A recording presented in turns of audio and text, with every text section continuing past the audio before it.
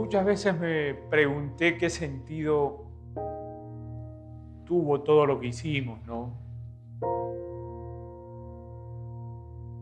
Yo creo que más allá de la respuesta colectiva o de la respuesta general, la mía como individuo fue que actué de acuerdo a lo que creí que era correcto hacer en cada momento.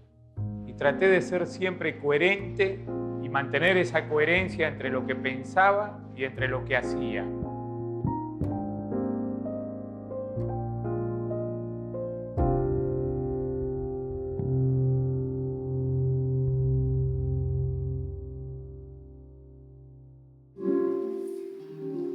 Quand la mer berce le matin,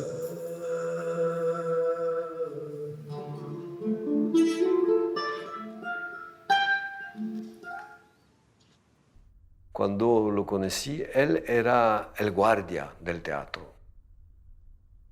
Él que vigilaba el teatro las noches.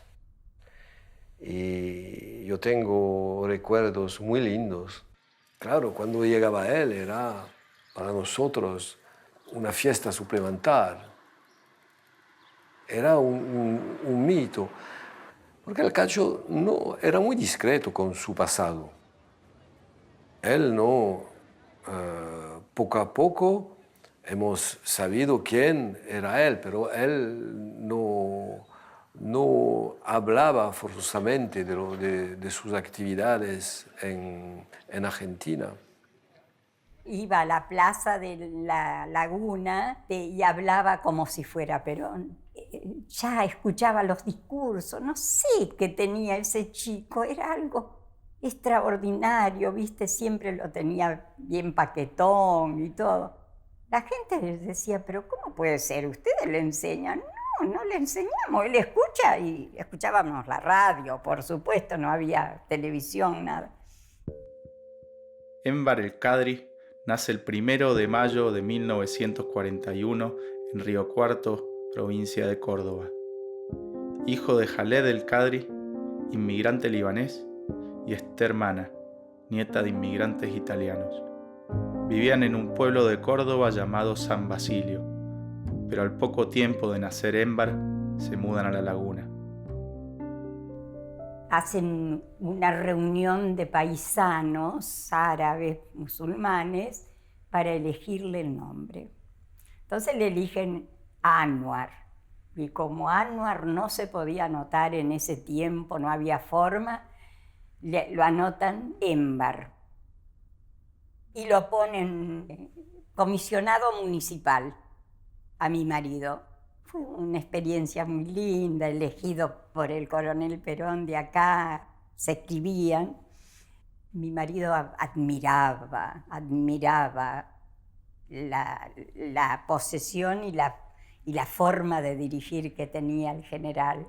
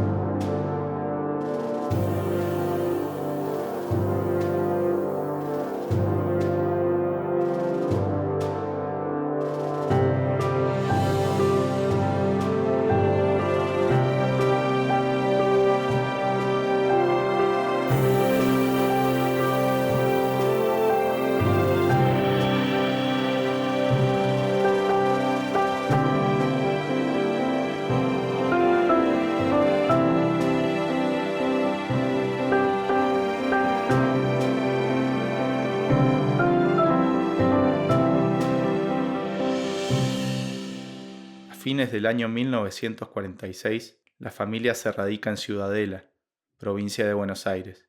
Cuando chiquito, el colegio era lo privilegiado para él. Nos dejaba un día, por ejemplo, aún siendo franco, casi quería irse al colegio. en 1954, la familia se muda al barrio porteño de Flores.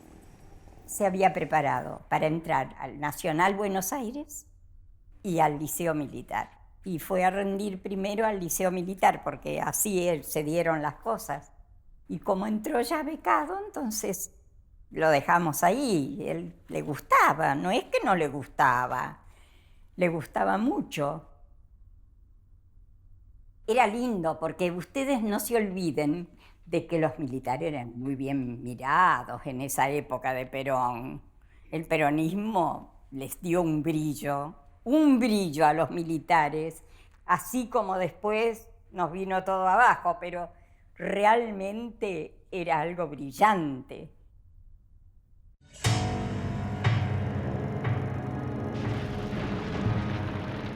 Nosotros teníamos 14, 15 años en esa época, de manera que lo vivimos como algo personal, ¿me entendés? Como un bombardeo. Decíamos, bueno, ¿por qué si no les gusta Perón no esperan las elecciones y votan a otro, ¿no? Pero esos pensamientos un poco angelicales de nuestra parte se confrontaban con la realidad de las bombas en las manifestaciones o en las concentraciones de Plaza de Mayo, los tiroteos a los vigilantes que hacían los llamados comandos civiles revolucionarios. En fin, episodios de una violencia extrema que mostraban cómo una minoría que supuestamente era la minoría culta, la minoría civilizada, para usar las palabras que a ellos les gustan, cómo esa minoría llegaba a recurrir a los peores extremos para imponer un ideal político o para imponer una ideología política. El 5 de marzo de 1956, la dictadura emite el decreto 4161. Se prohíbe en todo el territorio de la nación el uso de la simbología peronista. Queda prohibido cantar la marcha o simplemente silbarla. Las penas van de 30 días a 6 años de prisión.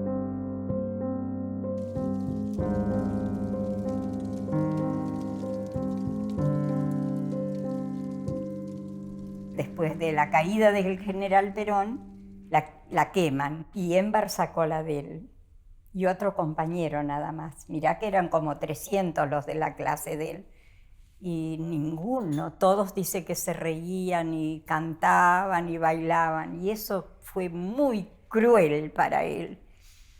Y bueno, y después lo echaron. Era cuarto año, que ya casi pasaba al quinto.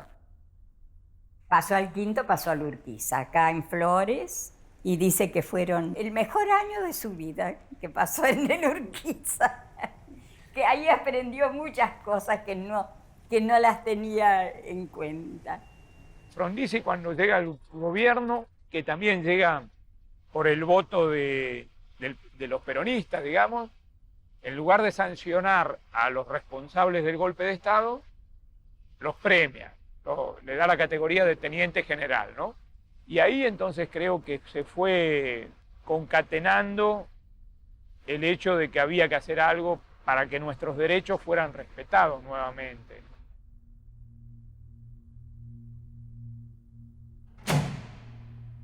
Cacho tenía algunas pillerías por la calle Corrientes y Esmeralda, ¿no? Se reunían en calle Florida, en los diarios, para hacer discusiones políticas en la calle.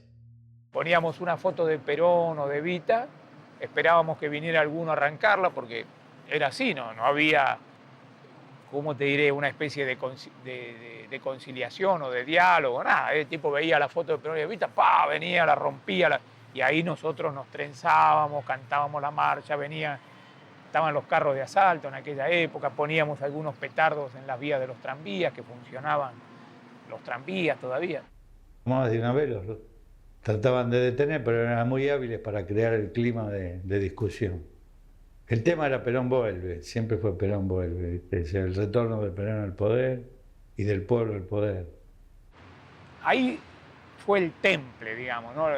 La universidad o la escuela de cuadros, llamémosle, de esta juventud peronista fue la calle, la pelea. Después la cárcel, en segundo lugar la cárcel, ¿no? cuando teníamos que hacer una reunión, las primeras reuniones que yo recuerde por lo menos eran en el sindicato de farmacia. Estaba Cacho, Carlito Caride, Jorge Rulli, Espina, un montón de compañeros, Gustavo Rearte, toda esa banda. Y entonces ahí sí había ya algunas tentativas de concientización, vamos a llamar, o de reflexionar, pero ¿por qué luchamos? ¿Para qué? Entonces las discusiones eran de varias horas, acá se militaba más o menos de las 10 de la mañana hasta las 3 de la mañana. Ese era el ritmo habitual, ¿no?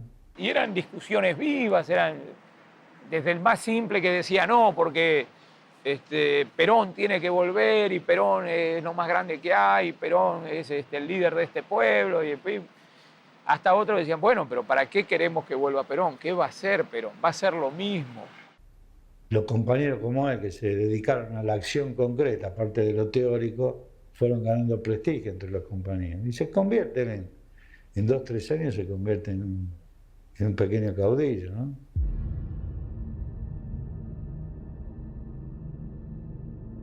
Nos planteábamos ya, lamentablemente, la posibilidad de herir a alguien o de ser herido, ¿no? O muerto. Estuvimos deliberando mucho en la cocina de ese viejo sindicato de farmacias y, bueno, ¿y qué pasa, no es cierto, si uno va a herir a alguien o si uno va a causarle un dolor a alguien, ¿viste? No era un violento por antonomasia. Apeló a la violencia cuando creyó que era necesario oponer la violencia popular a la brutal violencia del sistema. Digamos, la primera operación en la que yo participo, que podemos llamarla operación, así que es un ataque a un puesto militar de la aeronáutica en Ezeiza, es el año 1960, me parece. 1960. Era una víspera de elecciones en las que Palacios salió elegido senador por la capital. Entonces nosotros decíamos, bueno, no dejan votar al peronismo, vamos a mostrar que el peronismo vota de otra manera. Y estaba muy convencido que la violencia en manos del pueblo no es violencia, es justicia. Pero supo cuándo usarla y cómo usarla. Y bueno, y fuimos y desarmamos unos soldados que había ahí, unos suboficiales. Entonces teníamos un compañero que nos enseñaba tomas de judo, ¿entendés? Para agarrar a una persona, ponerle al soldado, agarrarlo y no inmovilizarlo, ¿no? Y había otro que nos enseñaba a hacer esposas. Y practicamos 100 veces, ¿no? Una cosa sencilla de hacer rápido así, que quede, y tirás 2 piolines, haces un nudo y ya queda el tipo con unas esposas.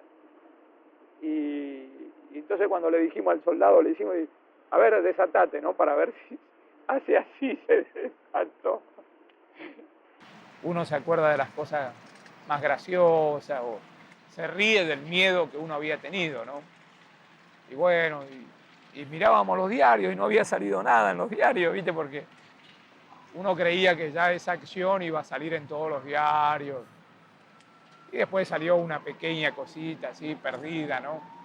En ese momento era difícil que uno pasara como abogado una sola noche sin tener que, ya acostado, levantarse y partir hacia alguna comisaría. Y bueno, y entre eso eran frecuentes los llamados de doña Esther para avisar que Cacho tenía algún problema. Yo lo apañaba, por supuesto, militante acérrimo. Y mi marido no es que no era militante, quería poner orden, pero, viste, no lográbamos, hasta que vinieron y se lo llevaron, corazón.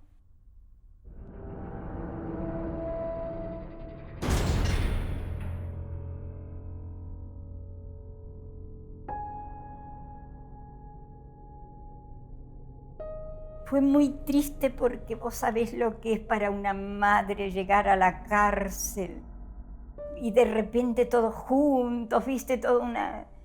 Ay, era algo, mira, yo llegué acá a casa y me largué a llorar todas las lágrimas del mundo, lloré. Yo creo como cuando falleció, porque era algo muy triste. Era el juez Aguirre el que, mira, todavía me acuerdo, el juez Aguirre el que lo sentenció a 3 años y lo llevan a Neuquén, a una cárcel de alta peligrosidad. Y te imaginas en esa soledad uno, pero enseguida encontraba gente que te conocía, que te venía a socorrer, porque de acá le hablaron a gente de allá. Y ya el Monseñor de Nevares había ido a visitarlo a Émbar. ¿Vos sabés lo que es eso? Y él pobre, un poco arrogante, dice que le dijo: Padre, pero yo no soy católico, yo soy musulmán, así que no sé por qué me viene a ver. No, hijo, en este momento vos también necesitas que uno esté cerca. Al mismo tiempo, Perón nos reconocía como sus mejores hombres, vamos a decir así, o nos mandaba unas lindas cartas. No éramos marginales, no estábamos, éramos como una parte del todo, ¿no? El todo era el movimiento. Y habíamos logrado también formar los estamentos que la parte política, la parte sindical y la parte de acción efectiva se coordinara perfectamente, estaba todo elaborado. Asume la presidencia Arturo Humberto Ilia, ganador con el 25% de los votos y el peronismo proscripto. Después viajó a Madrid, lo fue a ver al general y bueno, viste que le pateó los perritos. Ay, qué sé yo, mira, dice que lo mordían en la pierna, le mordían los zapatos. Entonces le hizo así, imagina. Sí, y el pantalón, ¿sabes? Entonces el general le dijo: pero no le pegue a mis perritos. Pero se dirigía siempre con mucha prudencia el general con él, porque lo respetaba, te digo, porque lo trataba a nivel militar. ¿Y cómo fue lo de la foto? Que no hay foto. Y bueno, porque yo no vengo a sacarme una foto con usted, vengo a recibir órdenes, general, mi general. Perón anuncia en el año 64 su intención de volver al país por métodos pacíficos, para unir a todos los argentinos. Entonces nosotros lanzamos un plan de lucha junto con la CGT y todo eso para popularizar esa idea del retorno de Perón, ¿no? Hicimos un montón de actos simbólicos, así, por ejemplo, íbamos al zoológico y poníamos un cartel grande en la jaula del gorila que decía: el único que se opone al retorno del general Perón soy yo, ¿no? Y lo queríamos liberar, pero después los periodistas nos decían: no, muchachos, que se arma un lío, bueno, entonces lo dejábamos ahí. Para hacerte la corta, bueno, Perón no vino, el 2 de diciembre lo pararon los milicos ahí en el Galeão, en Río de Janeiro. Yo creo que ante esa forma de actuar, nosotros ahí ya llegábamos a esa conclusión de que la única forma de traerlo de vuelta a Perón era haciendo la revolución.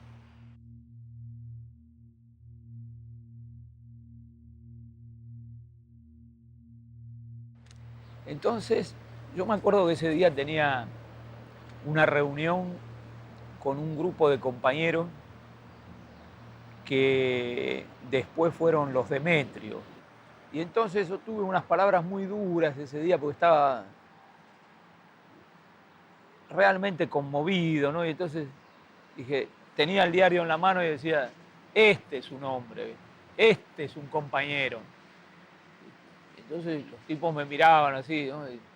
Tenemos que terminar con esta situación, nos hemos transformado en unos burgueses, estamos acá reunidos nada más que hablando y hablando. ¿Cuándo vamos a hacer algo? Este es el camino. Y les mostraba el diario así.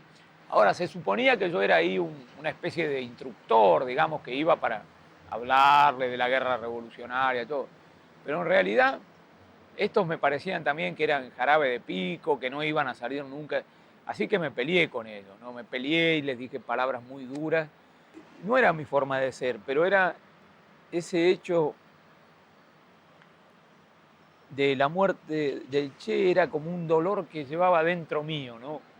Tanto como si hubiera sido un hermano, ¿no? Un hermano mayor, así. A pesar de que yo provengo de un peronismo más, si querés, nacionalista, ¿me entendés? Que no tenía esos símbolos idealizados, ¿no? Para mí, Evita era el Che, ¿me entendés? Y sin embargo, ese día yo sentí como que un pedazo mío se me había cortado, ¿no? Y ya ahí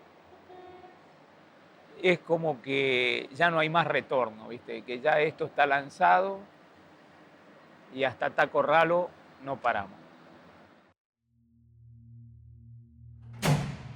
Muchos grupos que venían de diversas partes se van uniendo a partir de esta idea de iniciar un proceso de lucha armada. Pensábamos nosotros que íbamos a zanjar esa discusión sobre si la guerrilla tenía que ser rural o tenía que ser urbana, haciéndola en los dos lugares, ¿no? Y después, no sé, de buenas a primeras se fueron al monte, querido.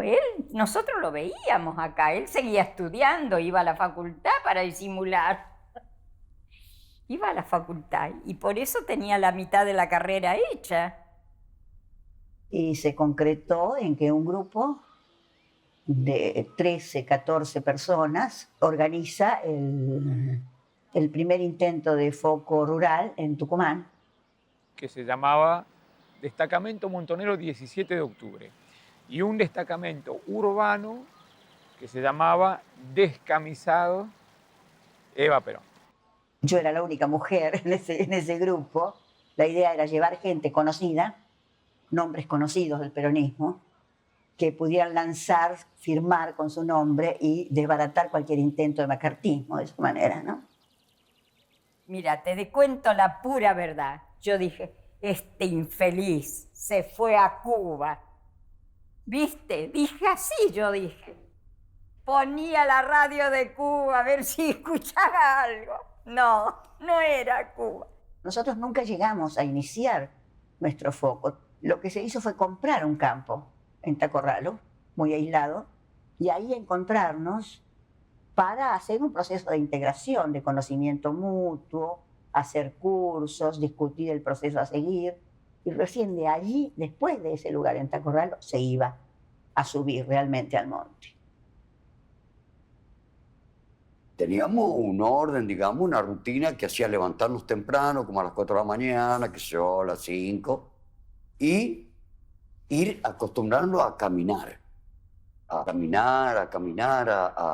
a ensayar, tal es así que ya teníamos pensado que para transmitirnos en el monte teníamos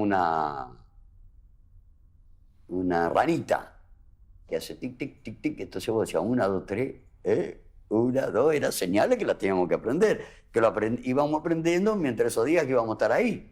A nosotros nos descubren de una forma absurda. Después nos enteramos que en esos campos, el año anterior, había habido zona de aterrizaje de aviones de contrabando, que era zona de contrabandistas. Y cuando ven tanto movimiento en la zona, algún habitante perdido que había por ahí, se cree que somos contrabandistas.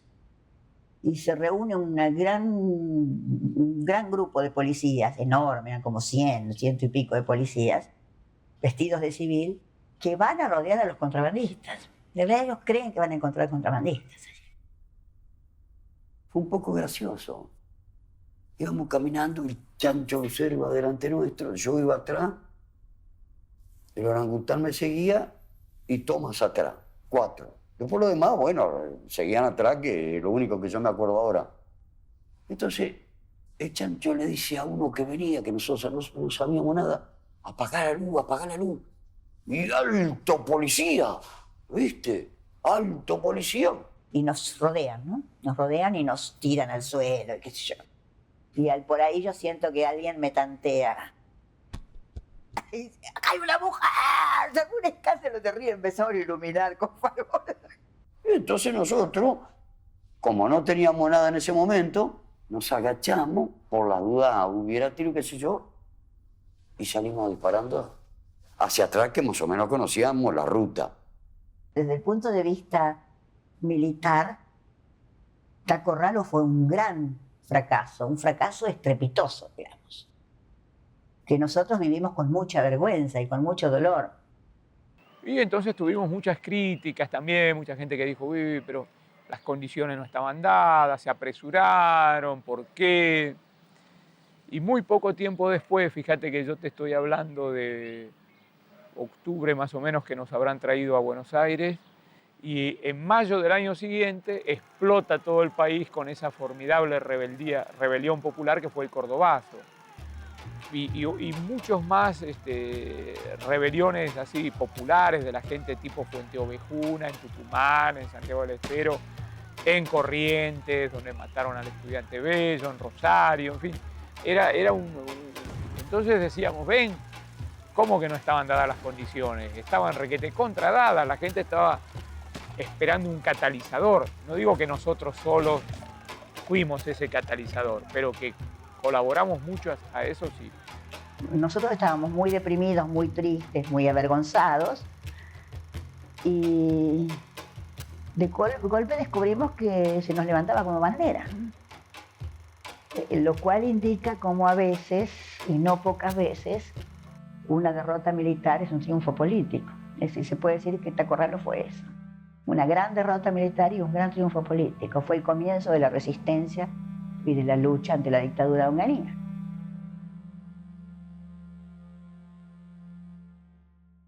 Con Ortega Peña fuimos defensores de buena parte de los presos políticos en los fines de los 60 y en la década de los 70, así que fui frecuente visitante a las cárceles donde Cacho pasó sus años después de Tacorralo.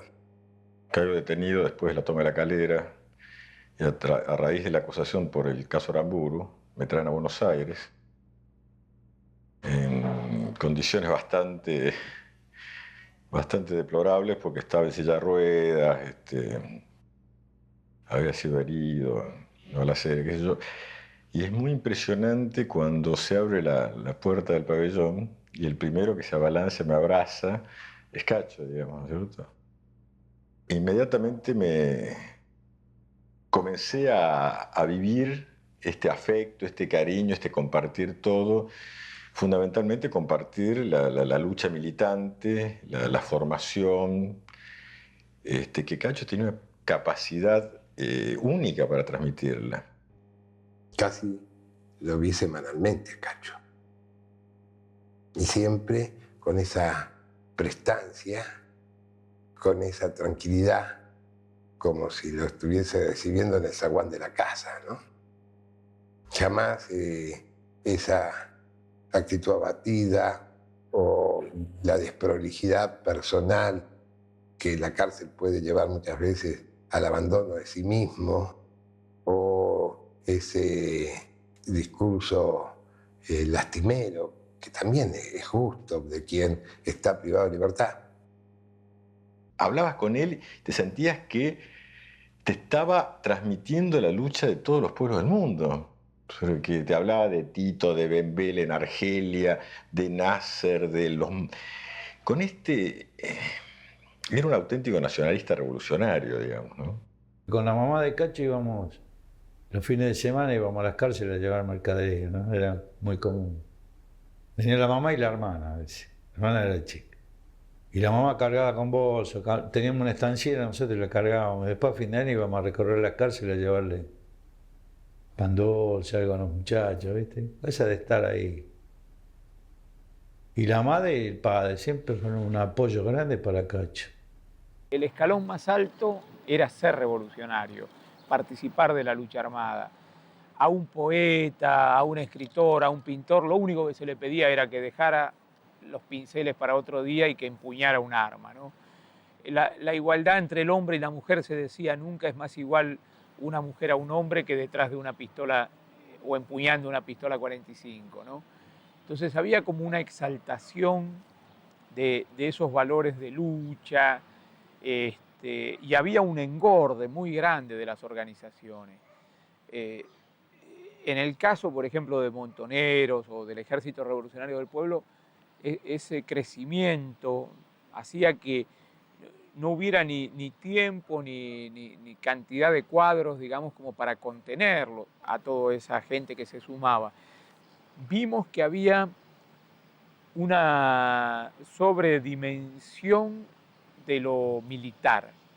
Lo militar ocupaba cada vez más espacio, ¿no? Yo una vez dije que parecía como que era cuestión de puntería y no de ideología, ¿no? No había tiempo para discutir, no había tiempo para reflexionar, no había tiempo para mirar alrededor dónde estamos parados, ¿no? Entonces se creía que porque las operaciones resultaban exitosas, se iba a llegar a vencer al ejército opresor o el ejército... Cuando en realidad la lucha era eminentemente política y no iba a poder hablarse de una victoria ni de una derrota si no fuera política. Era impensable creer que íbamos a derrotar al ejército regular, a las Fuerzas Armadas regulares, ¿no? ¡Perón! ¡Perón! ¡Perón! ¡Perón!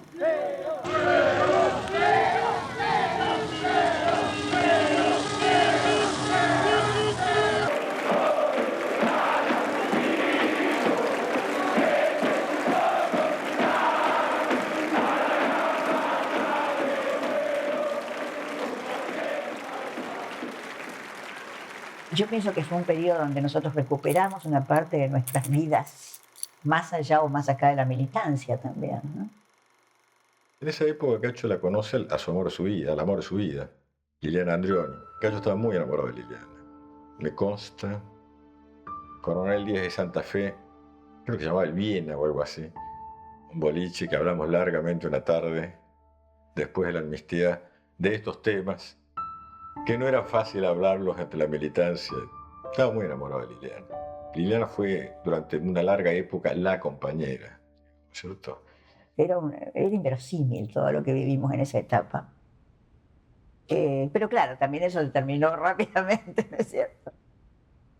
Fue más que una primavera, un solcito de invierno, ¿no? Los que pensábamos, como Cacho, como yo, teníamos una serie de incógnitas, de dudas con relación al proceso político que se venía. Porque la FAP había entrado en un proceso que nosotros veíamos como ultraizquierdista, muy desenchufado de la realidad, de lo que estaba pasando. Por ejemplo, ante las elecciones del 73, se negaban a tomar posición, es decir, no planteaban el apoyo a Cámpora. Era muy difícil ubicarse en ese momento, ¿no es cierto? Teníamos, por un lado, la propuesta montonera que estaba descartado. Montoneros se autoconsideraban los sujetos históricos del proceso revolucionario Argentina y no la clase obrera y el pueblo como lo considerábamos, Cacho, yo y otros. Entonces, en ese momento se da una división.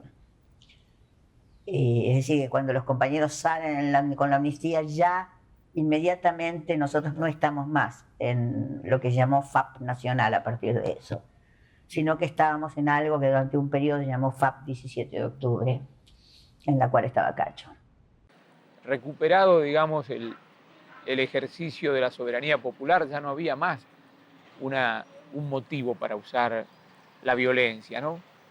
Ni aún para construir el socialismo, ni aún los más grandes ideales tampoco justificarían esta violencia, porque el pueblo no la comprendía.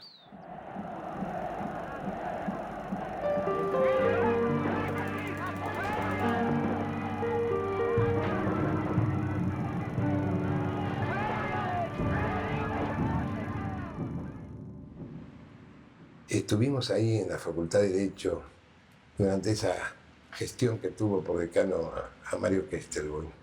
Tenía también que ver con defender ese espacio plural donde, como en un jardín de invierno, tratábamos de prolongar esa primavera frente a lo que ya se evidenciaba, que era la presencia del loperreguismo. Y ahí permanecimos el tiempo que pudimos. La Facultad de Derecho tenía un polígono de tiro. Podría haberse planteado un polígono que no se utilizaba. Digo, como ejemplo, haber pedido ser el encargado del polígono de tiro. Cacho eligió ser encargado de la guardería infantil. Creo que eso es otra de las lecciones que nos dejó Cacho. Un Cacho que está absolutamente ajeno a la disputa por espacio, por puestos, por espacio de poder, por totalmente al margen de eso, ¿cierto? Un predicador, ¿sí? Un tipo que hablaba permanentemente con los compañeros, que vivía solucionándoles problemas a todo el mundo y que sí tenía, que la tenía y mucha, influencia política, era para solucionarles problemas a otros compañeros, ¿no es cierto? Pero que él jamás, ya no digamos ambicionó, porque si no era una tontería, ¿no? Descartado totalmente, jamás buscó alguna posibilidad de él tener un puesto, era descartado totalmente, ¿no es cierto?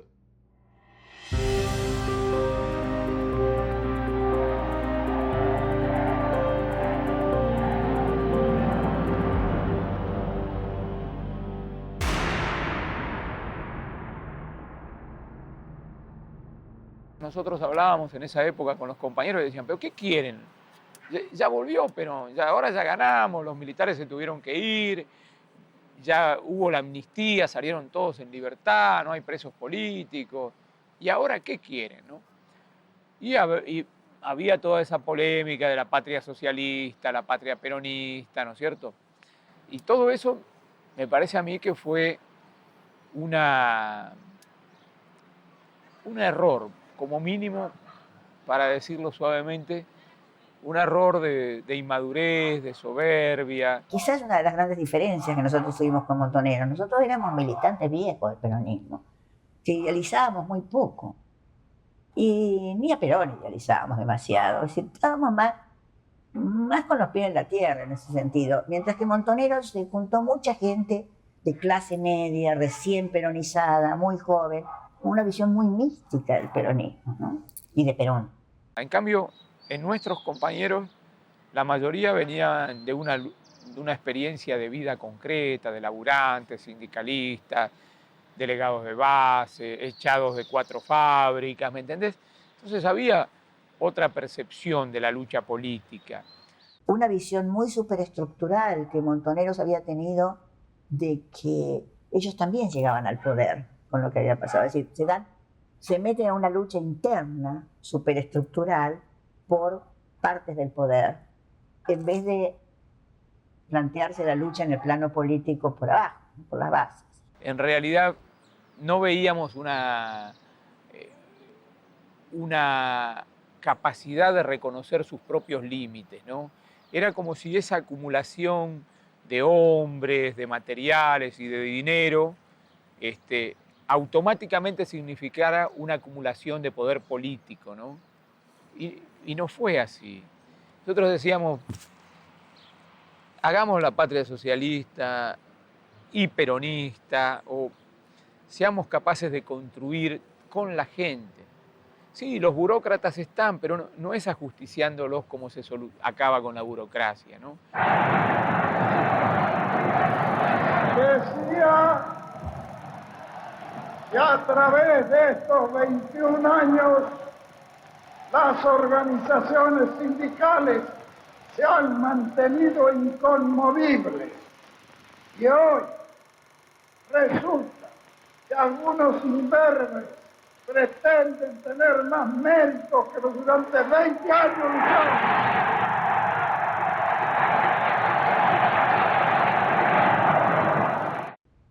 Pero al mismo tiempo lo que pasa en ese momento es que ya no hay espacio político para otra política como queríamos hacer nosotros, porque entre Montoneros y ERP ocupaban todo el espacio político, ¿no es cierto? Dominaban el espacio político de una manera que ya, para ir a trabajar a un barrio era un problema, porque todo el mundo seguía armado de alguna manera, y todavía había acciones armadas, en un momento que era muy loco hacer eso, ¿no? Y entonces el que no estaba en esa quedaba arrinconado, ¿no? Yo lo recuerdo como un periodo difícil porque no había espacio político para otra propuesta. Montoneros intenta, sin lograrlo, que Cacho se incorpore a la organización.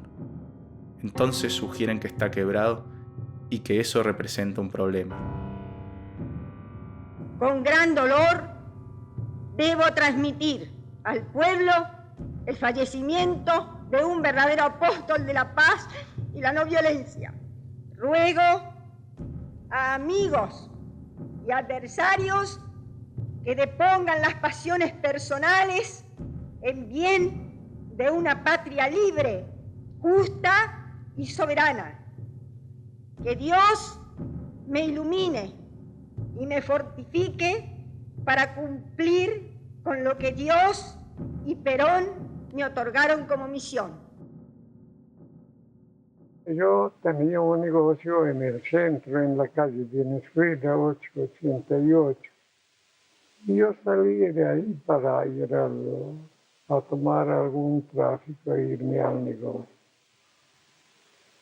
Me encuentro con uno y una carta cerrada, yo con una prepotencia tremenda. Aquí vive la familia del Cadre. Sí, señor.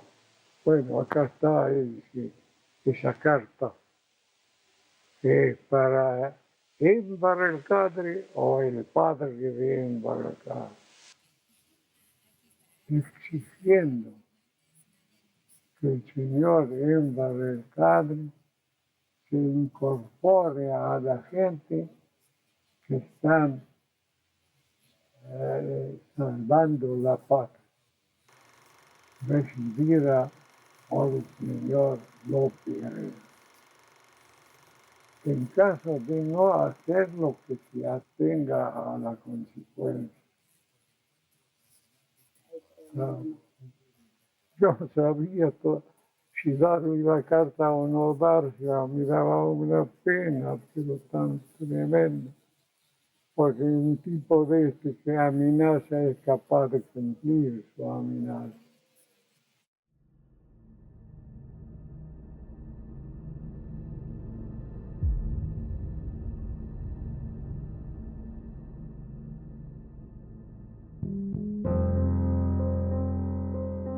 Cacho y Julio Troxler acuerdan encontrarse en un acto en Plaza de Mayo.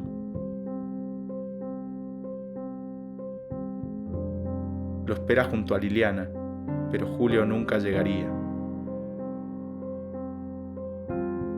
Cacho y Liliana se esconden en la casa de un familiar durante un mes.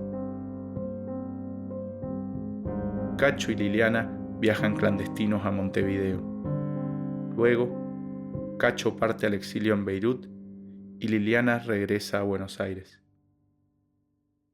Yo te digo una sola cosa y vos la vas a entender. Uno, cuando hay vida, tenés toda la esperanza. Y a mí me la enseñaron esa.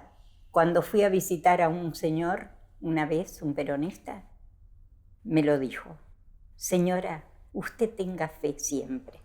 Y va a ver que eso la va a ayudar. Y efectivamente, la fe y la esperanza me hizo, triunfar en ese sentido, porque él se fue, no le pasó nada, gracias a Dios, que allá también bombardearon, el departamento estaba bombardeado, mi amor.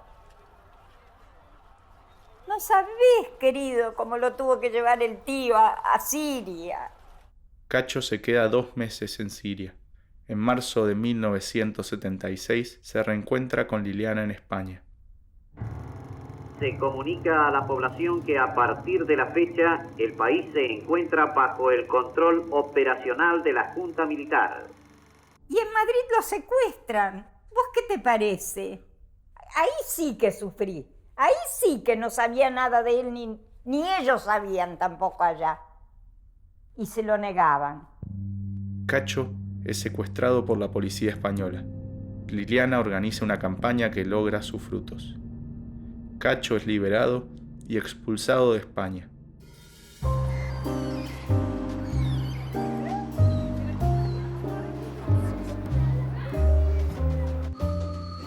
Vivía el exilio como una tragedia tan terrible que él no podía, de alguna manera no podía valorar lo que hacía.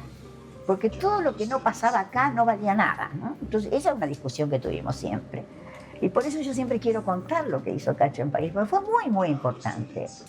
Fue realmente algo que a mí me conmovía mucho, fue una lucha diaria, dura, y conocía a todos, y contactaba a todos, y armaba lío por todos lados, siempre. El famoso compañero Manolo Revuelta nos hizo saber a Norman y a yo que éramos como una especie de antena acá en París cuando pasaba cosas con los compañeros, que pasaba eso y que había que acoger rápidamente, muy rápidamente, a Cacho, que no conocía a nadie, que creo que no hablaba francés. Venía de España, donde era la estación Austerlitz, y me acuerdo muy bien que fue muy conmovedor verlo llegar a Cacho en ese andén en París. Era como una cosa que no tenía para nada preparado para él, no tenía idea que se iba a encontrar ese día en París. Fue realmente echado de España. Aunque en esa época, cuando uno llegaba y decía soy compañero, vengo de aparte de tal compañero, no había que preguntar 80.000 cosas y las cosas se hacían naturalmente, decía. No era como hoy si te presentan a alguien. Entonces empezamos a convivir. Y Cacho era una persona extraordinariamente respetuosa del espacio del otro, del tiempo del otro, de las necesidades del otro. Y era una persona extraordinariamente tierno y atento. Se daba el mate todos los días, se tomaba su mate. Era un militante en el alma. Yo no creo que pueda pasarse un día sin estar con sus preocupaciones.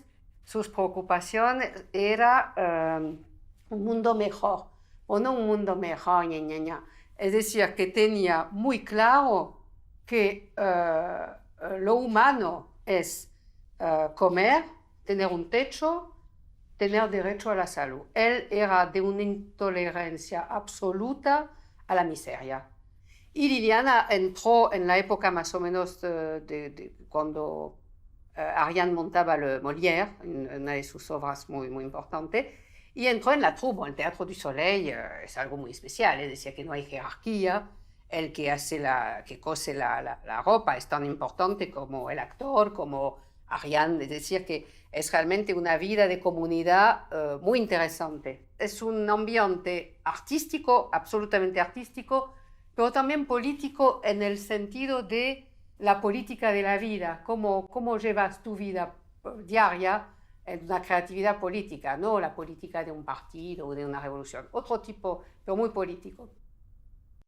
Y entonces él se sintió bien ahí y quedó vacío un puesto, creo, de sereno, es decir, de alguien que cuidaba del teatro a la noche o no sé qué, y Cacho tuvo la oportunidad de que, como estaba ahí, que era un tipo muy valioso y simpático, le propusieron, y así como los dos estuvieron trabajando en el Teatro du Soleil. Así fue la aventura del Soleil, y Lili la empezó con Cacho, la aventura du Soleil, y la sigue ahora sin Cacho, pero la empezó con él. Siempre muy elegante, porque claro, yo digo que era el guardia aquí, pero era el Cacho. Siempre vi el tío vestido con una camisa blanca, una jaqueta negra, siempre bien clase. Increíble esas apariciones del Cacho en la noche. Y claro, cuando él hablaba, porque hablábamos de, no me acuerdo ahora de los temas, de nuestras discusiones, nuestros delirios nocturnos, pero era una voz, un discurso bastante refinado. Él era un intelectual de alto nivel.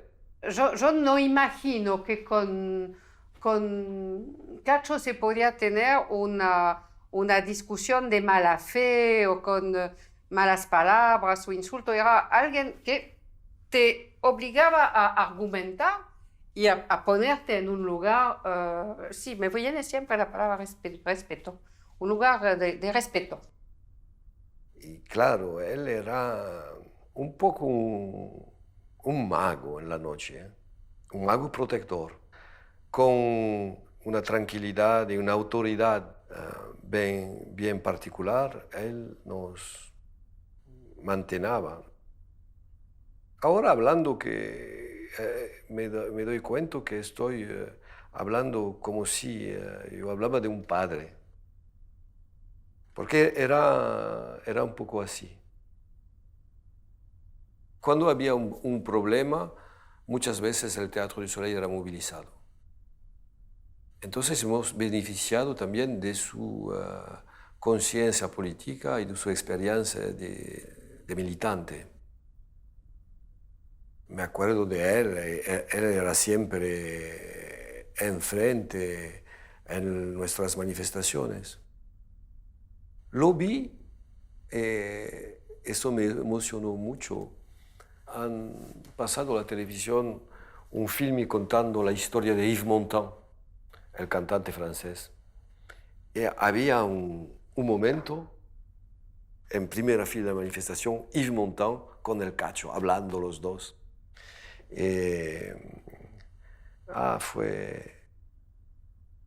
Fue un momento muy particular para mí.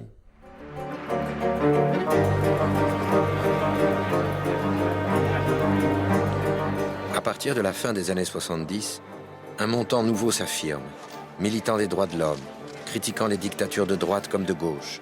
Il manifeste pour les disparus d'Argentine, les torturés du Chili, les syndicalistes turcs, les dissidents de l'Est, les naufragés vietnamiens. A fines de los años 70, viviendo con una actriz del Teatro del Sol que se llama Odile Quanpa.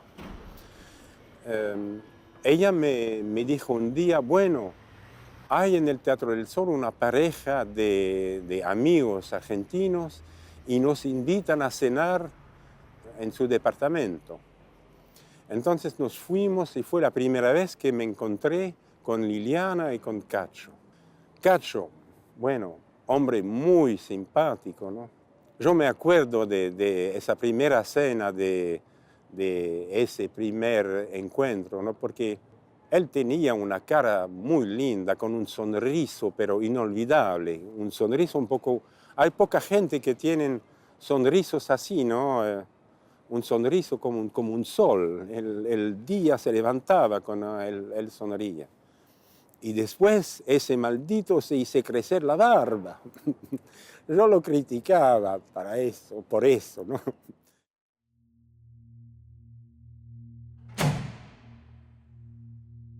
Éramos unos 10, quizás, franceses, conociendo muy bien Argentina. Bueno, armamos un comité de solidaridad con las luchas del pueblo argentino, que organizamos un comité especial, comité del boicot del Mundial en Argentina. Y ahí, bueno, claro que trabajamos con un grupo, con muchos argentinos exiliados, estaban presentes en París en este momento. Trabajamos con ellos, pero la verdad que fue bastante difícil, digamos, porque ellos estaban muy metidos en sus... ¿cómo decir?, en su historia política personal, los montoneros, el ERP, qué sé yo, había todo un sentimiento de la organización política antes que de la solidaridad con Argentina. Y para nosotros, franceses, la única cosa que contaba era eso. A la diferencia de los otros compañeros argentinos, él realmente había entendido la importancia de desarrollar un trabajo de solidaridad y no partidario, ¿no? En absoluto, no partidario. Y bueno, nos ayudó muchísimo porque, bueno, participó en la militancia, se desplazó en Francia, hizo muchísimas cosas como todos nosotros, y claro que su conocimiento de la realidad política, social argentina era precioso, ¿no? Preciosísimo. Y aparte, ¿cómo decirlo?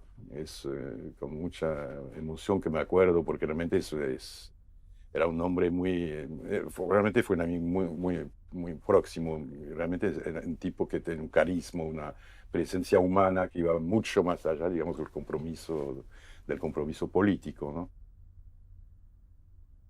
¿Usted ya defendió su Argentina con las tarjetas de Para Ti? Sí, yo envié mi tarjeta a Amnesty Internacional. La mandé a Paris-Match.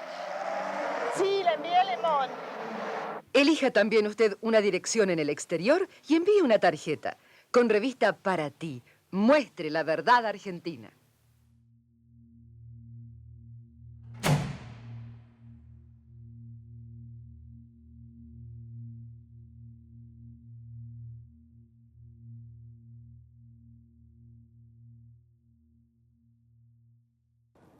Cacho participó casi en todas las acciones con nosotros, claro, pero también se concentró durante un largo tiempo en la realización de ese libro sobre la represión cultural y artística en argentino, que se publicó ¿no? en francés, en castellano, y yo pienso que también en alemán. Yo tengo la versión alemana, Argentino como matar a la cultura, que fue un trabajo de larga duración y que él hizo con una gran seriedad, ¿no?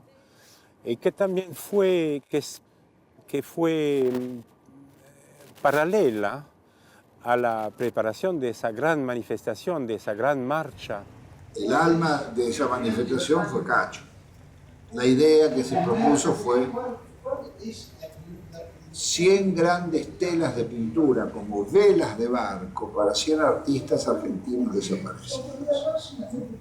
Se invitó a 100 artistas y se pintaron en el propio Teatro del Soleil estas 100 grandes telas. Y eso fue colosal. Además, como para llamar la atención se convocó a un movimiento de músicos, de saxofonistas. Hay como 200 saxofonistas. Y alguno inventó una serie musical para que los saxos fueran repitiendo esto, porque había que generar una gran llamada de atención sonora para que la gente saliera.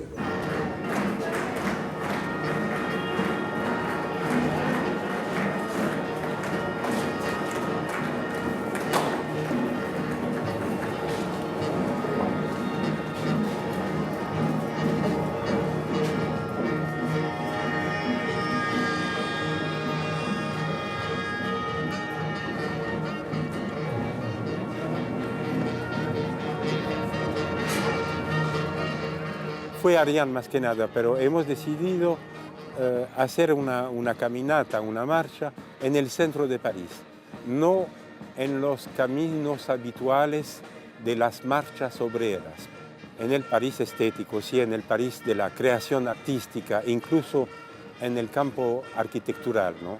Fue un poco en esa decisión y también para tener espacio, para que la gente pueda ver las pinturas. Y se terminó la marcha aquí, realmente aquí. ¿No? Fue un momento de homenaje, de memoria, junto con un sentimiento estético, un sentimiento un poco espiritual. Cacho fue uno de los militantes centrales de esa asociación internacional para cada caso.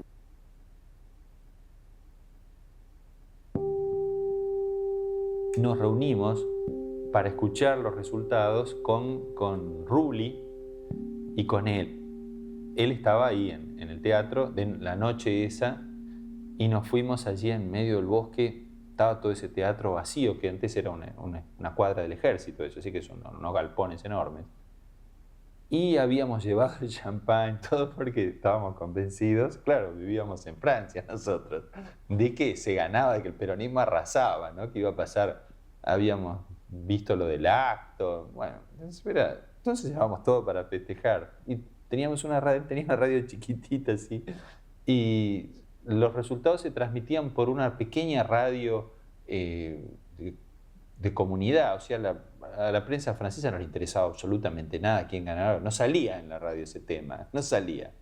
Teníamos entonces esa pequeña radio que una vez por noticiero, una vez cada hora, daba alguna información. Entonces, bueno, preparamos todo, ahí la mesa, las botellas, el champán, nosotros tres solos además en ese lugar. Y de golpe aparecen los primeros resultados. Avellaneda, ganaba el radicalismo. Y nosotros nos quedamos helados, no podíamos creer, ¿no? Porque la primera noticia que llegó fue Avellaneda, derrota total del peronismo en Avellaneda. Entonces dijimos, bueno, no puede ser, que bueno, 1 hora después, 2 horas después ya estaba todo cocinado. Así que nos guardamos la botella, nos fuimos, nos saludamos a Cacho, nos dimos la mano y nos fuimos.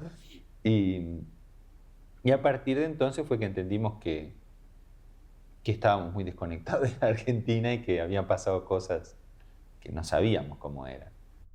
Él lo que le interesa era la lucha en América Latina y quería estar allá y quería estar con compañeros allá y hacer lo que tenía que hacer allá. No era alguien que se podía instalar o por un tiempo decir, bueno, me reposo acá.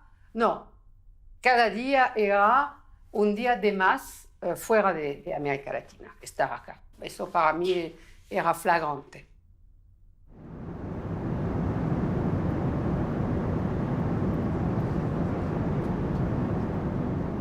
En esa época, Cacho era visto como una guerrillera.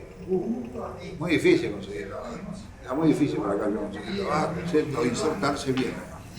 En ese momento yo le propongo a Cacho, ya Cacho, yo instalado de vuelta en mi productora, voy a llevar adelante este proyecto, ya lo tengo armado. Te propongo que te pongas al frente de la producción. Sos criterioso, sos ordenado, sos organizado. Esto no es ninguna ciencia.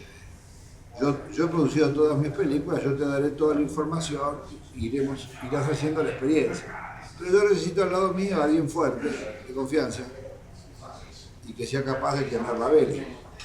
Y así fue. Además de ser un combatiente, un militante, un trabajador abnegado, porque Cacho hizo cualquier tipo de oficios, tenía una extraordinaria sensibilidad artística. Cacho era alguien que escribía muy bien y que tenía sensibilidad para la música, le encantaba la música y le encantaba el teatro. Además, pasó 10 años o no sé cuántos años en París, en uno de los mejores teatros de Europa. Por supuesto le encantaba el cine. Era alguien realmente culto, gran lector, amante de las cosas lindas de la vida, ¿cierto? Y de las obras, de la cultura, etc. ¡Viejo! ¿Qué decís? ¿Cómo andás? ¿Estás mejor? ¿No? ¿Quién? ¿Pero quién, papá? ¿Mamá?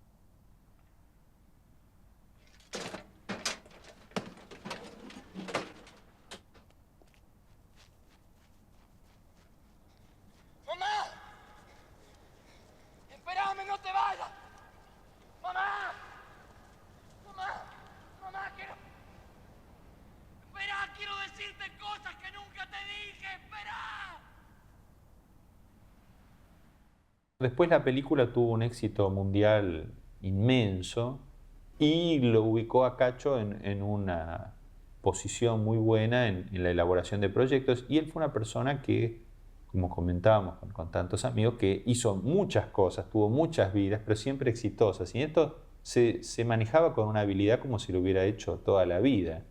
El armado de los negocios, la producción ejecutiva. Bueno, fue muy compañero de Pino en los años que siguieron en todo lo que tuvo que ver con esto.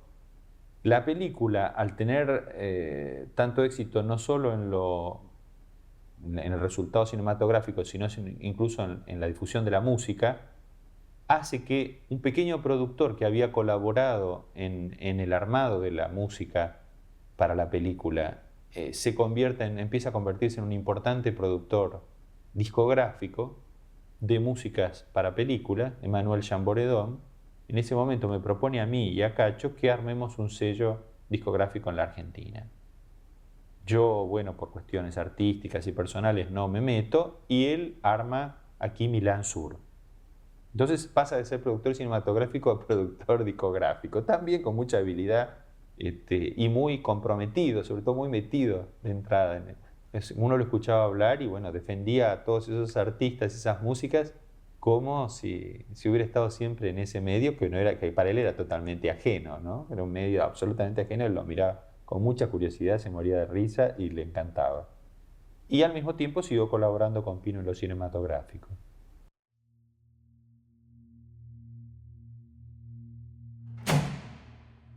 El capitalismo ha transformado las prácticas sociales en mercancía.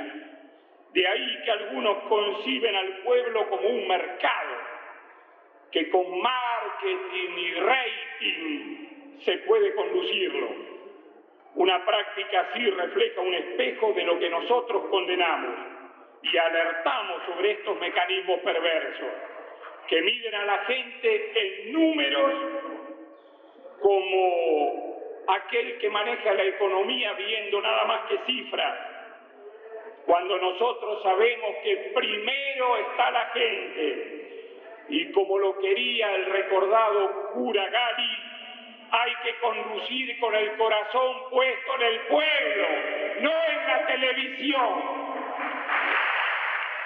En ese momento todos los que estábamos en el PJ nos planteábamos si tenía sentido seguir creyendo que la herramienta del Partido Justicialista todavía seguía representando los valores y los principios, las banderas históricas por las cuales militábamos, ¿no?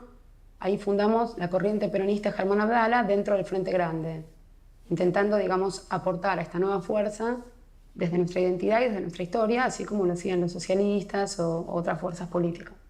Hoy todos estamos de acuerdo en que vivimos una crisis política de representatividad de los legítimos intereses de los trabajadores y de la nación. Pero de esta crisis no se sale ni reculando ante los desafíos para construir la patria justa, libre y soberana que queremos, ni adoptando los discursos gastados del liberalismo, ni tampoco poniendo parches al modelo económico, o más honestidad en la administración de la gestión pública. De esta crisis se sale apostando a la elaboración colectiva, construyendo nuevos caminos que todavía no existen por aquello de que se hace camino al andar, caminos que hay que andar como quería el recordado obispo Pelado Angelelli, con un oído puesto en las necesidades de la gente, sabiendo, como nos enseñó Evita, que allí donde hay una necesidad hay un derecho. Nos sentimos muy solos dentro del Frente Grande como peronistas. Parecía ser casi un delito seguir manteniendo la identidad. Compañeros, traemos un mandato, el de ser leales a Perón y a todos los compañeros que dieron su vida por nuestros ideales. No nos importa que algunos hayan traicionado ese mandato, ni que otros se avergüencen de su origen y de su identidad. Sí nos importa y nos preocupa esa suerte de 41-61 al revés que algunos dirigentes del Frente nos quieren aplicar, cuando hasta el propio general Balsa reconoce los méritos de Perón, ellos se empeñan en ningunear o en autocensurar nuestro origen, nuestra legítima lucha, como si eso les molestara. Y ahí Cacho se empieza a distanciar un poco de lo que es el Frente Grande y de lo que fue el Frepaso. Digamos, no se sentía identificado con las banderas, digamos, él no sentía, digamos, que el Frente Grande fuese una superación de un movimiento o que tuviese los elementos necesarios para pensar que estábamos en condiciones de transformar o modificar el destino inmediato, ¿no? ¿Qué respuesta le va a dar a los jubilados, a los maestros? ¿Qué respuesta le va a dar al hospital público? ¿Qué vamos a hacer con los contratos petroleros y con las privatizaciones que nos robaron la soberanía nacional?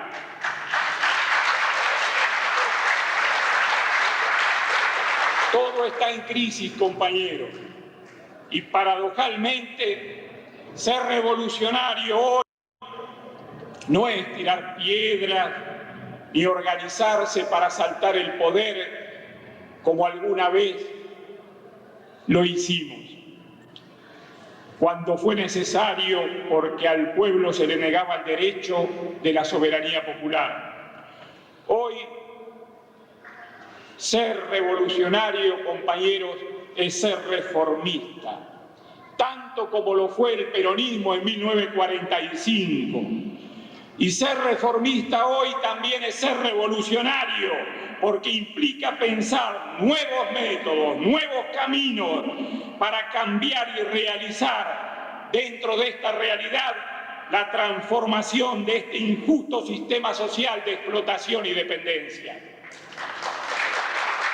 Ahí él se abre coyunturalmente de lo que es el FLEPASO, que sigue manteniendo un vínculo militante y político con la agrupación nuestra, pero más relacionado con lo histórico. Es decir, organizamos actos del 26 de julio de homenaje a Evita, el 17 de octubre, por ahí algunas charlas, debate, digamos, él queda enganchado en ese aspecto, digamos, aportar desde la historia, aportar desde el testimonio. Reafirmamos nuestra lealtad al 17 de octubre y a todas sus banderas antioligárquicas, antiimperialistas, nacionalistas y revolucionarias, que seguimos levantando hoy y seguiremos levantando hasta el último día de nuestra vida, porque si la historia la escriben los que ganan, eso quiere decir que hay otra historia, la verdadera historia. Los que quieran oír, que oigan. En el 97 vuelve a darnos una mano con la campaña a jefe de gobierno y nos ayuda a organizar todo un debate y todo un proyecto de cultura para insertar en la campaña del FLEPASO, que encabezaba Laporta Ibarra, y termina coordinando un panel donde está Ibarra, Laporta, y bueno, estaba Miguel Bonazo, estaba Coco Blaustein, estaba Carlitos Varela, Carpani, bueno, un montón de artistas de la cultura popular, que era lo que nosotros intentábamos defender como plataforma dentro del FLEPASO para la ciudad de Buenos Aires. Y bueno, ahí él tiene una participación bastante activa y se da cuenta, por otro lado, que en el FLEPASO era bienvenido, que no era un bicho raro como él creía, ¿no? Nosotros queremos una cultura viva y plural, que defina la identidad y la riqueza humana de nuestra gente. Ese verdadero tesoro que no figura en las estadísticas de Cavallo y compañía.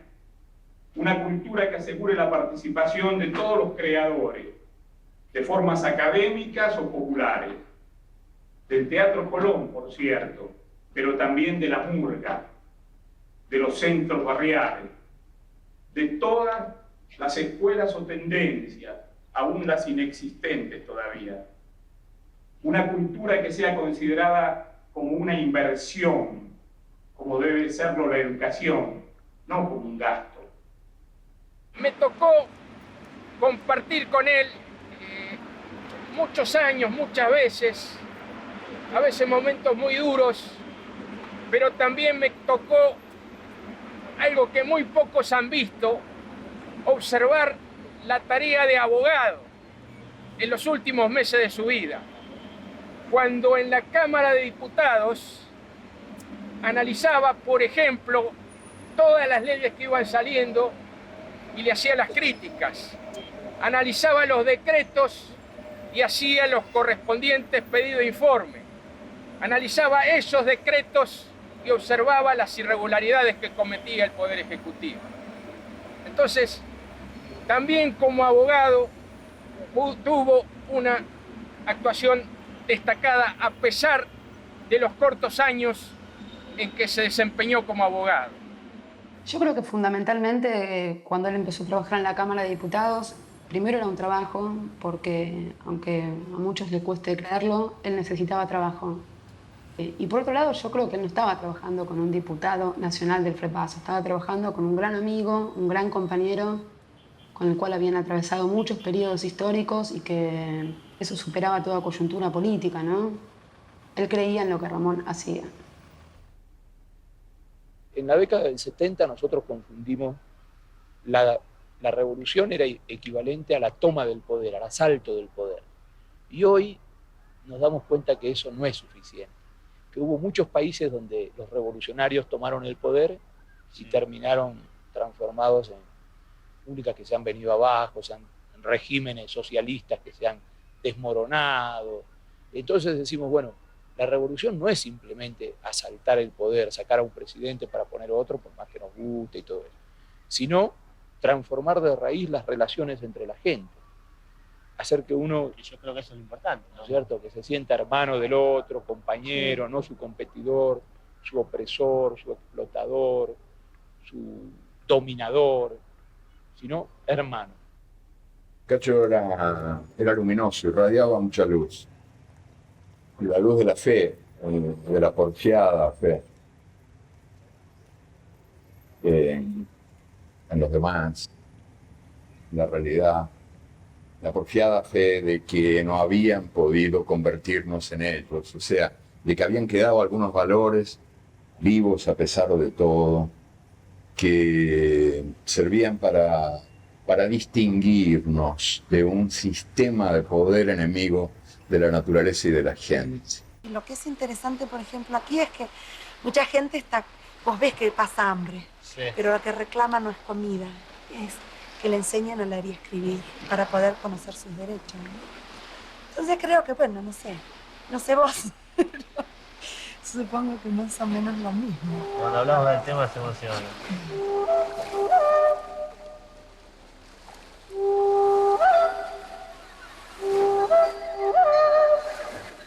Cacho viaja a Tilcara acompañando al pianista Miguel Ángel Estrella.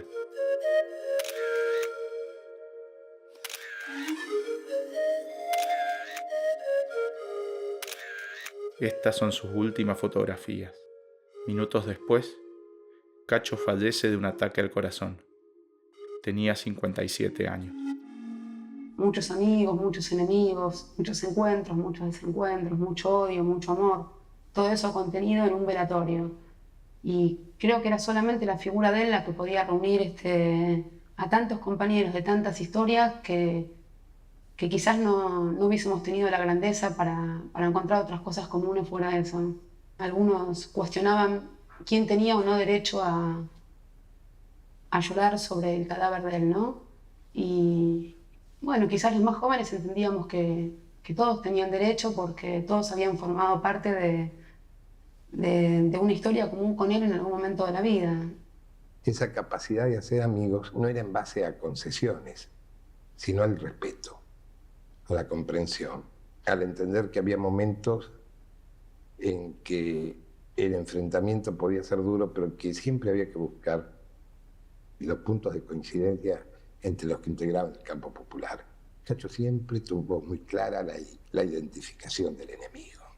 Para mí fue un amigo muy querido y reemplazable, fue muy generoso y muy noble conmigo siempre, y a quien yo admiré, naturalmente admiraba desde chico por su valor, por su coraje, y por la firmeza de sus convicciones al paso del tiempo. No, la relación que yo tuve con Cacho fue también una relación conflictiva.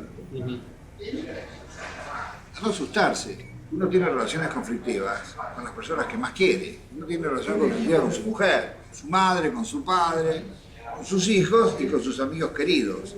Uno no tiene relaciones conflictivas en serio con la gente que no le importa.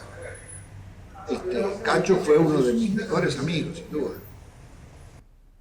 Era un gran compañero, pero sobre todo el Cacho era un gran compañero humanamente, un tipo muy afectuoso, muy solidario, muy cercano, muy unidor, muy familiero con los compañeros, muy de cuidarlos, de protegerlos, medio madre de todos, ¿no? Era una personaje muy tierno, Cacho, ¿no? Era un hermano, ¿viste? ¿Qué sé yo lo quiero profundamente. Siempre lo quise profundamente, hasta cuando estaba enojada con él lo quería profundamente. Me enojé muchas veces con él y me enojé por cosas que hoy me río, me enternecen porque hasta es parte de la formación el enojo, ¿no? Cuando presentamos una revista que sacábamos en el 94, La Voz del Sur, un periódico cultural, hacemos la presentación y, bueno, entre los panelistas que iban a presentar la revista estaba él. Cuando le cedo la palabra a él, digo, bueno, voy a presentar a un hombre que proviene de la cultura, ni siquiera digo Cacho el Cadre, digo Émbar el Cadre.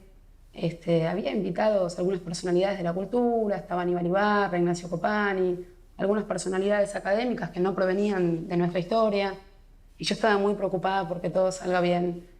Y cuando le cedo el micrófono a Cacho, él me agradece, digamos, la presentación, pero le aclara al público que sí, que él es un hombre que proviene de la cultura, pero que proviene de la cultura de los fierros. Yo en ese momento me enojé mucho y cuando terminó el evento le dije, me arruinaste la presentación de la revista. Y él me miró, se rió con esa tranquilidad y esa paz que lo caracterizaba. Me dice, nadie se puede disfrazar de otra cosa.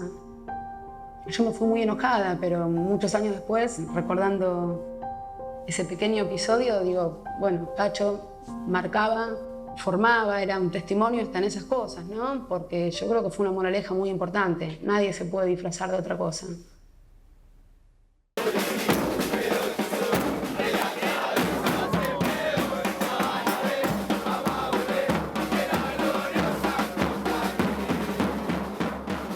Elegir ese nombre y elevarlo. Para mí es algo que vivirlo no se puede creer que haya sido así. Lo tomaron pero con una veracidad, ¿viste? Ellos realmente lo sienten así. Muchas veces me pregunté qué sentido tuvo todo lo que hicimos, ¿no? Yo creo que más allá de la respuesta colectiva o de la respuesta general, la mía como individuo fue que actué de acuerdo a lo que creí que era correcto hacer en cada momento. Y traté de ser siempre coherente y mantener esa coherencia entre lo que pensaba y entre lo que hacía. Y en esa forma de vivir, de pensar, de actuar, no hubo nunca el sentimiento del sacrificio, no hubo nunca el sentimiento del dolor, más allá de algún dolor físico, de algún dolor de estar encerrado, de estar torturado, más allá de eso, pero hubo siempre una alegría muy grande, la alegría de saber que estaba haciendo lo que quería hacer. Claro que dejamos muchas cosas, podríamos haber hecho muchas cosas más también, pero creo que lo que hicimos sirvió por lo menos para que en este país haya un poco más de justicia social, para que las palabras dignidad, ética, solidaridad, compañerismo tengan un sentido. Ahora ya no es el tiempo de la lucha armada, no es el tiempo de la violencia. Ahora son otros los caminos, los métodos para lograr las transformaciones políticas y sociales. Pero yo no sé qué hubiera pasado si no hubieran existido esos cordobazos, o antes todavía la gente que luchó en la Patagonia, los anarquistas, los que cruzaron el puente el 17 de octubre, los que cayeron fusilados en José León Suárez. Sin el ejemplo, sin las luchas de todos esos compañeros, si sería posible hoy vivir esta democracia aún condicionada, pequeñita, pero que es obligación nuestra ensanchar, que es obligación nuestra desarrollar, porque es como un músculo que si no se usa se atrofia. Y esta democracia participativa que todavía falta construir, esta democracia solidaria que todavía falta realizar, esta patria digna, esta patria grande latinoamericana de la que estamos tan lejos todavía, sin embargo, podrá ser realidad porque también todos nosotros y muchos más, y miles anónimos, oscuros, desconocidos, pudieron hacer lo que nosotros hicimos.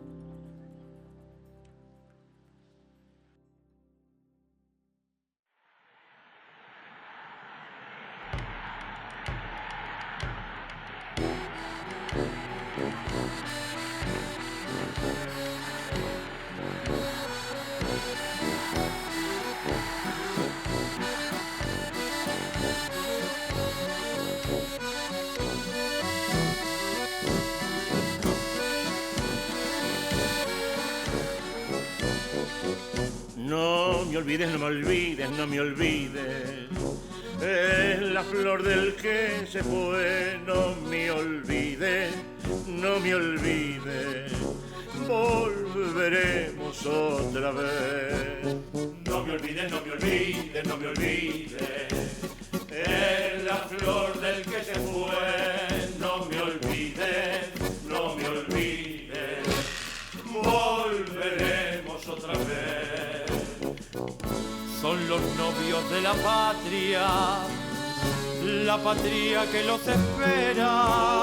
Volverán, no me olvides, volverán en primavera. Canta el pueblo con Arturo, es por Néstor, por Perón.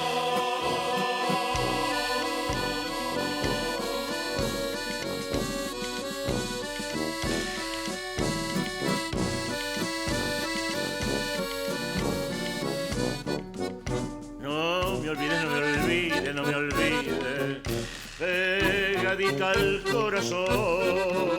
No me olvides, no me olvides, pegadita al corazón. Volverán, no me olvides, cada año a florecer. Con la flor de no me olvides, no me olvides, no me olvides. No olvidando esperaré. No me olvides, no me olvides, no me olvides. Es la flor del que se fue.